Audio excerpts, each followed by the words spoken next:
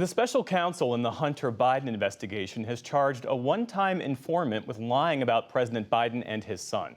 Alexander Smirnov is accused of falsely claiming that the Ukrainian energy firm Burisma paid the Bidens $5 million apiece back in 2015 and 2016.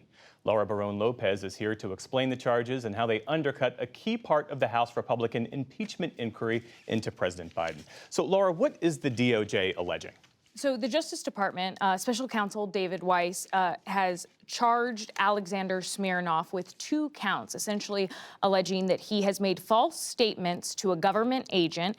That's count 1. Count 2, a falsification of records in a federal investigation. And in this indictment, the DOJ is saying that the defendant's story to the FBI, this is in the document itself, the defendant's story to the FBI was a fabrication, an amalgam of otherwise unremarkable business meetings and contacts that had actually occurred, but at a later date than he claimed, and for the purpose of pitching Burisma on the defendant's services and products, not for the discussing bribes to public official 1 when he was in office, talking about President Biden there. But essentially all of the stories, everything that he had detailed to the FBI was a fabrication. And these allegations had become a flashpoint, in large part because you had people like the House Oversight Committee Chairman James Comer, other House Republicans, saying that these allegations flat out proved that President Biden was guilty of bribery. So what does all of this now mean for that House impeachment inquiry against President Biden? That's exactly right, Jeff. Oversight Chairman James Comer, in addition to Senator Chuck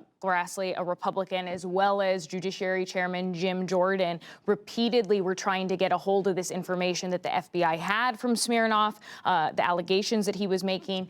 Just last summer, Comer was calling this informant, Alexander Smirnov, a trusted and highly credible informant who had been used by the FBI for decades. So this was a key central basis of the Republicans, the House Republicans' entire impeachment inquiry into President Biden. What they said was the justification for launching that impeachment inquiry.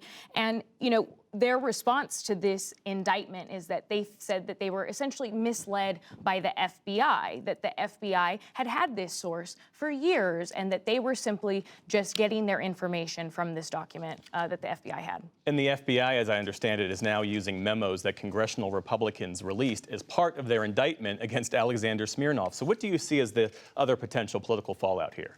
Look, Democrats are seizing on this, essentially saying that the entire basis for the House Republican impeachment inquiry into President Biden is on shaky ground. They have no evidence whatsoever because one of their biggest pieces that they said was of evidence of a bribery scheme is now being called into severe question by the Justice Department, saying that it was all a lie. Now, this also comes, Jeff, after witness, including some of Hunter Biden's business associates, have testified, have been deposed by the Oversight Committee and by the committee overseeing this, and have essentially said that there is no evidence that President Biden was involved in any of Hunter Biden's business dealings. And this also comes, Jeff, a few weeks before Hunter Biden is set to testify to the committee. Laura Barone Lopez, thanks so much for getting up to speed on all this late-breaking news. Thank you.